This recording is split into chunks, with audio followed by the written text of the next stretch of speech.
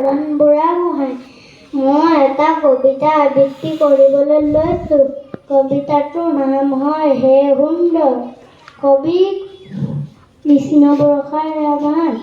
হে সুন্দৰ চিৰকাম্য চিৰ আৰাধ্য জগতৰ চিৰ সুন্দৰ বিশ্বভৰা তোমাৰে সৃষ্টি সমূহৰ চন্দ্ৰ সূৰ্য গ্ৰহধৰা অগণন্তৰা সকলোটি তোমাৰেই হৃদয়ৰ ভাৱৰ নিজৰা তৰু নদী গিৰিবন যত জীৱিকা সকলো তোমাৰ সেই অন্তৰৰ সুন্দৰ প্ৰকাশ।